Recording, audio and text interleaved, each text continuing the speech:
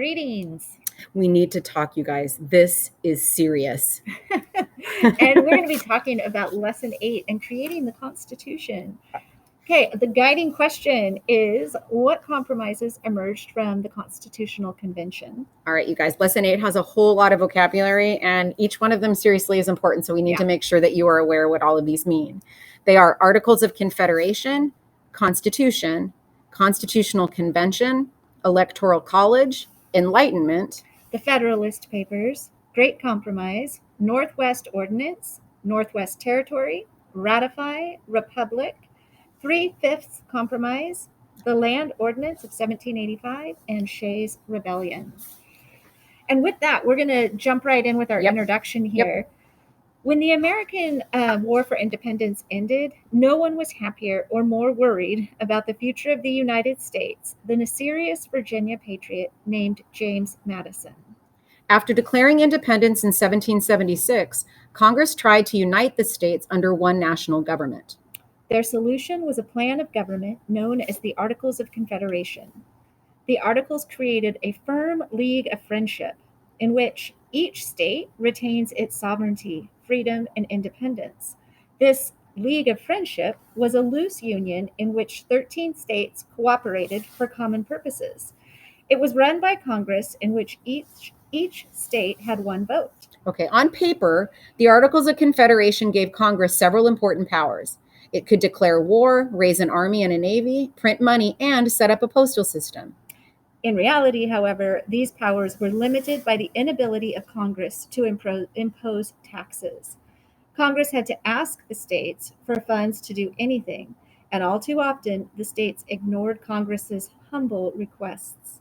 The result, said Madison, was that the Articles were no more effective at binding the states into a nation than a rope of sand. Yeah, you guys, and it's interesting that we learn about this after the Revolutionary War, because there are lots of times when John Adams is saying, like, we're requesting money for the troops, and then it doesn't come through. So here they can request, but that doesn't necessarily mean that people are going to be paying anything. Exactly. And honestly, I mean, if the government was requesting your taxes, you probably wouldn't pay. I agree. Yeah, there you go. Okay. So we're going to jump right in with early quarrels and accomplishments. Even before the American Revolution was over, the states began quarreling among themselves. These issues ranged from disputes over boundaries to taxes on goods that crossed state borders. New York, for example, taxed firewood from Connecticut and cabbages from New Jersey. The inability of Congress to end such disagreements was one of the key weaknesses of the Articles of Confederation. Okay, Congress did get the states to agree on one important issue. That's how to develop the lands acquired by the Treaty of Paris. Congress passed the Land Ordinance of 1785, under which Western lands were divided into 6-mile squares called townships. Each township was then divided into 36 sections of 640 acres each. One section of each township was set aside to support the township's public schools, and the others were sold to settlers. Yes, surveyors proceeded to lay out townships in the Ohio Valley, then known as the Northwest Territory. In 1787, the government was ready to sell sections to settlers, but this raised the question of how these areas should be governed. Were they to be U.S. colonies or new states? Gotcha. All right, now this is where we find out about the Northwest Ordinance. Congress answered this question in the Northwest Ordinance of 1787. As soon as a territory had 5,000 free adult males, it could elect its own legislature or lawmaking body. When the population reached 60,000, a territory could apply to Congress to become a state. All right. And we're going to move on and talk a little bit about Shays Rebellion and the need for change. Under the Articles of Confederation, the new nation had serious money problems. The paper money printed by Congress during the war was worthless. And although Congress had the power to make coins that would not lose their value, it lacked gold or silver to mint into coins. The states reacted to the money shortage by printing their own paper currency, and before long, bills of different sizes and colors were distributed from state to state. No one knew what any of these currencies was worth, but most agreed that they were not worth much. All right, man. The money shortage was particularly hard on farmers who could not earn enough money to pay their debts and taxes. In Massachusetts, judges ordered farmers to sell their land and livestock to pay off their debts. Led by Daniel Shays, a hero of the Battle of Bunker Hill, the Massachusetts farmers rebelled. And in 1786, Shays and his followers closed down courthouses to keep judges from taking their farms. Then they marched on the National Arsenal at Springfield to seize the weapons stored there. Having disbanded the Continental Army, Congress was unable to stop them. Yikes. All right. Then the Massachusetts government ended Shays' rebellion in early 1787 by sending militia troops to Springfield to restore order. All right. Now, this is a huge problem. It is a huge problem. And the people, the leaders of our country are realizing, hey, we need to call a convention and figure this out. Yeah. So Shays' rebellion shocked Congress into calling for a convention to consider the situation of the United States. In quotes. There we go. Yep. Each state was invited to send delegates to Philadelphia in May 1787 for the sole and express purpose of revising the Articles of Confederation. All right, so they just want to fix them. When you revise it, that's all you want to do is you want to fix them. All right, so now Philadelphia, all right, they're coming to the Constitutional Convention. Philadelphia was already hot and humid when the delegates began drifting into the city. On May 25th, 1787, the Constitutional Convention met for the first time in the East Room of the Pennsylvania State House, now known as Independence Hall. Okay, and the delegates' first action was to elect George Washington president of the convention because no man was more admired and respected than the former commander-in-chief of the Continental Army. All right, who was there? All right, 55 delegates from 12 states attended the Constitutional Convention. Rhode Island, which prided itself as the home of the otherwise minded, and they also feared a strong national government, they boycotted the meeting, so they didn't send anybody to it. Yeah. Okay. One very important person that was there was James Madison. And the best prepared of all of the delegates was James Madison of Virginia. Indeed, Madison's influence was so great that he later would be called the father of the Constitution. All right, so they had to set some rules. Okay, all right. After choosing a president, the delegates voted on the rules for the convention, the most important of these being the rule of secrecy.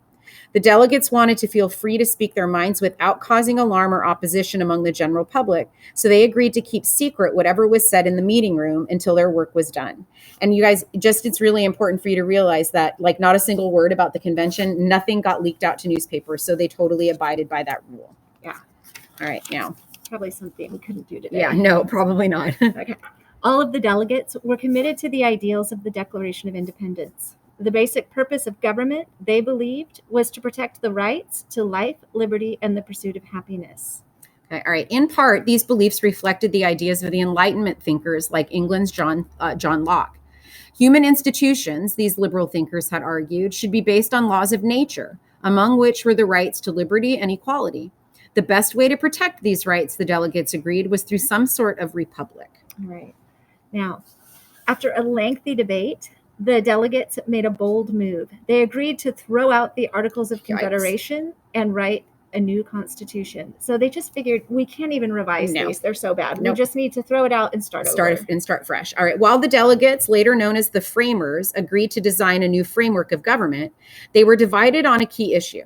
Should the government's power to rule come from the states or the people? James Madison's answer was that the government's power should come directly from the people. Okay, so now we're going to start getting into some plans. The first plan is the Virginia Plan. Drafted by James Madison and proposed by Edmund Randolph, the Virginia Plan called for a strong national government with 3 branches or parts.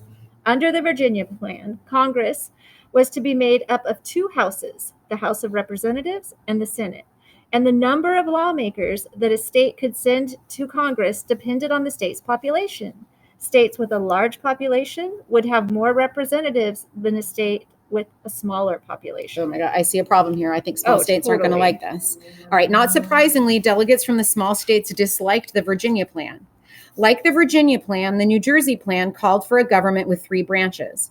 However, the legislative branch would have just 1 house, not 2, and each state would have an equal vote in Congress, no matter how big or small.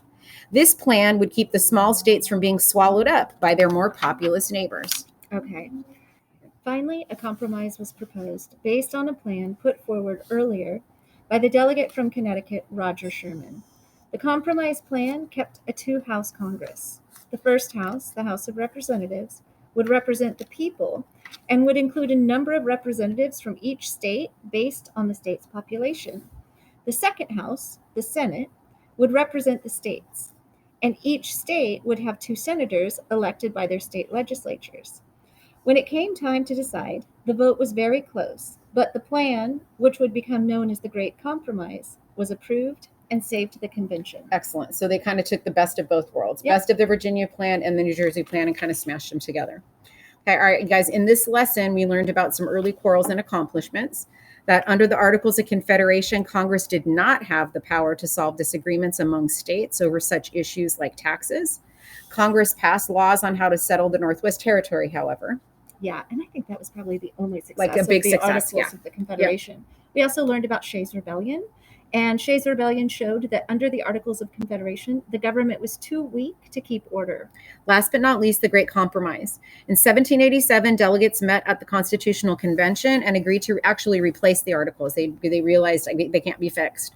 The Great Compromise established how states were to be represented in the legislative branch of government. So at least that's one way that we know, like with the guiding question, which is what compromises emerged from the Constitutional Convention. We at least now know One. with what one of those compromises is.